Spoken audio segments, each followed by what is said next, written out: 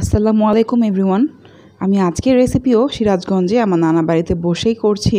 আমার নানুর হাতে লাগানো সজনে গাছটা মাঝারি গড়নের হয়েছে, আর আমার কাজিন ধূসরকে দিয়ে আমি কিছু কচি ডাল পাড়াচ্ছি এখান থেকে সজনে পাতা সংগ্রহ করার জন্য।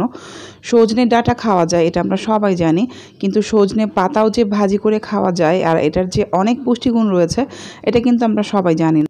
ইংরেজিতে সজনে গাছকে মোরিঙ্গা প্ল্যান্টস বা ড্রামস্টিক ট্রি বলা হয়। আর বর্তমান বিশ্বে এই সজনে গাছ পাতা নিয়ে ব্যাপক গবেষণা চলছে।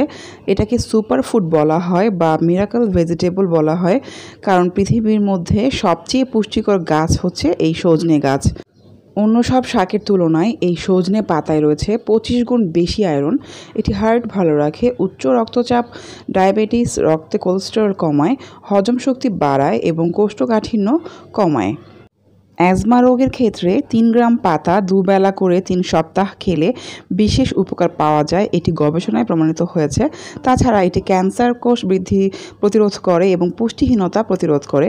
সবচেয়ে বড় কথা হচ্ছে 4000 বছর ধরে 300 রোগের ঔষধ হিসাবে এটি ব্যবহৃত হয়ে আসছে। তাহলে চলুন আমরা আজকে সজনে পাতা ভাজি করার রেসিপি দেখে নিই। প্যানে 3 টেবিল চামচ সয়াবিন তেল দেওয়া হয়েছে, 2টি মাঝারি সাইজের পেঁয়াজ কুচি, 1টি রসুন কুচি আর 5-6টি কাঁচামরিচ চিড়ে দেওয়া হয়েছে। আজকে এটা ছোটো মামি ভাজি করছেন। এবার খুব ভালো করে এগুলো নেড়ে চেড়ে ভেজে নেওয়া হচ্ছে। আর সজনে পাতাগুলো আপনারা তো দেখেছেনই, ডাল থেকে ছিঁড়ে আলাদা করে এগুলো পানিতে খুব ভালো করে ধুয়ে নেওয়া হয়েছে। এটা কেটে নিলেও চলে, বাট আমরা এটা কেটে নিইনি, ছোটো ছোটো পাতাগুলোই আমরা সরাসরি ভেজে নেব।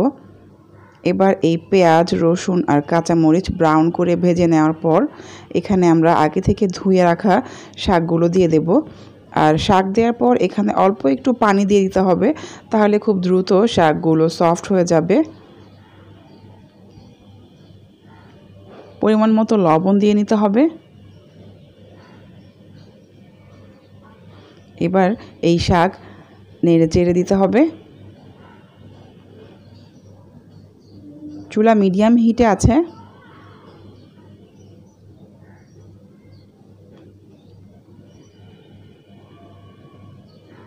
এটা এবার নেড়ে চেড়ে আমরা ঢেকে দেব।